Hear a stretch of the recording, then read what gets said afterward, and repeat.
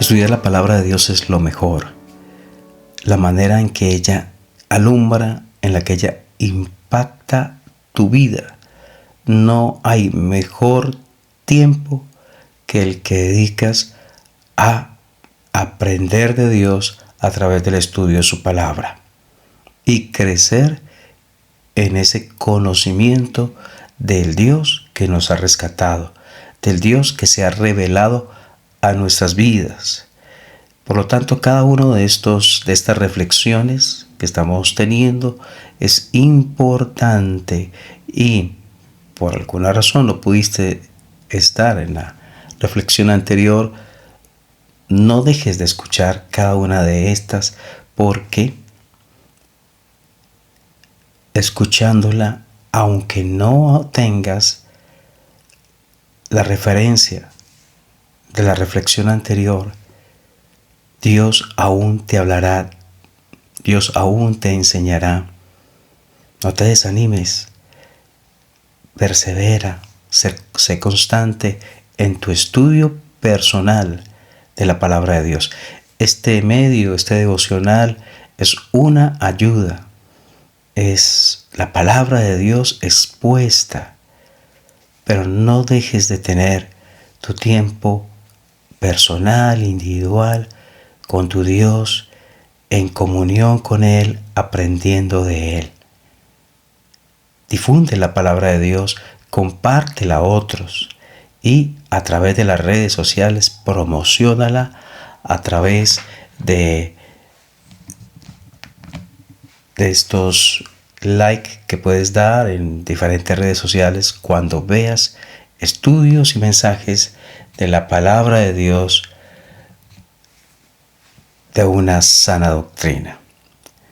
Y bueno, con todo esto, una vez más, bienvenidos a Conociendo a Dios. Estamos en el estudio de Éxodo, avanzando.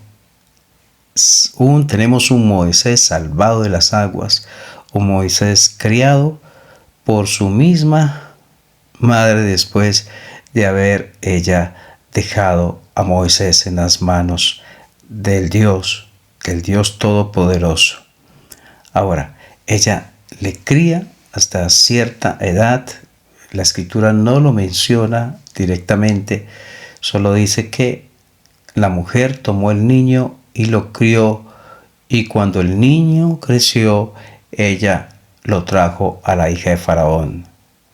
Entonces no tenemos por la escritura una edad exacta en que ocurrió, pero lo que sí sabemos es que ella crió el niño y, teniendo la edad correspondiente, entonces lo llevó a la hija de Faraón, donde seguramente fue criado recibiendo de la cultura, de la enseñanza, de la ciencia egipcia, que luego Dios utilizaría a este siervo equipado de esta manera para su gloria. Ahora sigue creciendo, ya han pasado años. Tal vez estamos en el año 40 de Moisés, versículo 11. En aquellos días sucedió que, crecido ya Moisés, salió a sus hermanos y los vio en sus duras tareas, y observó a un egipcio que golpeaba a uno de sus hermanos, a uno de los hebreos sus hermanos. Entonces miró a todas partes, y viendo que no parecía nadie, mató al egipcio y lo escondió en la arena. Él ya estaba en una edad como hombre, como formado ya, donde está inquieto por la situación de sus hermanos. Hay interés por sus hermanos. Salió, dice específicamente el versículo, que salió a sus hermanos y los vio en sus duras tareas. Aquí hay algo que me parece muy importante. A pesar de haber pasado años en la corte de Faraón, criado como un egipcio, aunque era hebreo, Moisés no olvidó a sus hermanos, y pienso, no lo dice la escritura explícitamente, que en eso tuvo que ver mucho su madre, que le crió en los primeros años de su niñez, acerca de enseñarle, a pesar de que iba a ser criado, terminado de criar por la hija de Faraón, en la corte de Faraón, de que no olvidara sus raíces, de que no olvidara a qué pueblo pertenecía realmente, que él hacía parte y que había un propósito especial para él. Según lo vemos en el contexto bíblico, entendía Moisés que Dios lo había puesto para bendición del pueblo en esta posición, para ayudar al pueblo. Pero lo que no entendió Moisés era la manera en que Dios lo haría. Ahora, él sale a ver sus hermanos y los ve en sus duras tareas y observa a un egipcio que golpea a uno de los hebreos, sus hermanos, y él miró para todas partes y viendo que no aparecía nadie, mas lo mató. Vemos en el versículo 11, además de que interés por sus hermanos, vemos empatía por ellos. Los ve en sus duras tareas y cuando observa a un egipcio golpear a alguien de su pueblo, a alguien de sus hermanos, él no está tranquilo, él no está indiferente, le duele, le molesta, se enoja, no está bien. Y aunque el medio que utilizó, no dice la Biblia que Dios lo aprobó, él mató a un egipcio, lo que sí podemos resaltar es que él se sentía parte del pueblo, que había interés por ese pueblo y que había empatía por ese pueblo. Y aplicándolo para nosotros hoy, cuando creemos en el Señor Jesucristo, debemos entender que hacemos parte del pueblo de Dios. Hacemos parte del pueblo de Dios. Y tenemos hermanos en ese pueblo. Y deberíamos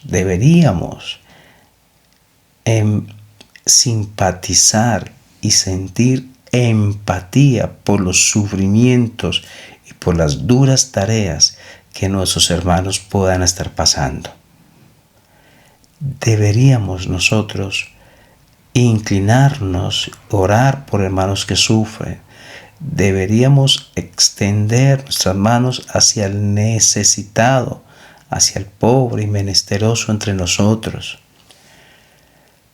No deberíamos quedarnos en nuestro palacio propio, sino salir a ver a nuestros hermanos.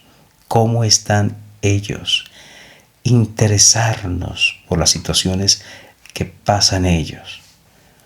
No esperar quién se interesa por mí, más bien en quién me puedo interesar yo. De qué manera Dios puede, a través de mí, dar bendición, edificación, ánimo, una palabra de consuelo a alguien que está pasando por duras tareas. ¿Cómo estoy yo en mi sensibilidad en cuanto a lo que están viviendo mis hermanos? Sería una pregunta para que respondamos delante de Dios y para que permitamos a Dios obrar en esta área. Y dice el versículo 12, entonces miró a todas partes y viendo que no parecía nadie, mató al egipcio y lo escondió en la arena.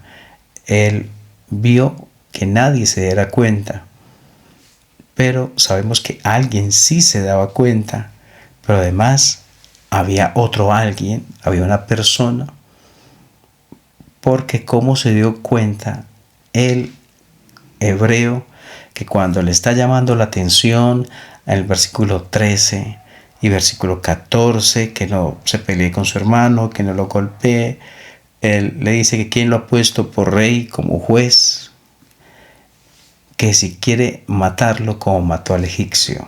O sea, alguien vio lo que él estaba haciendo. Él pensó que nadie lo veía. Él observó y puso cuidado de que nadie lo viera. Pero alguien sí lo estaba viendo. Y no solamente ese alguien es Dios, que obviamente Dios ve todo, sino que había una persona allí. Y que el Señor nos ayude a no olvidar que Él nos ve.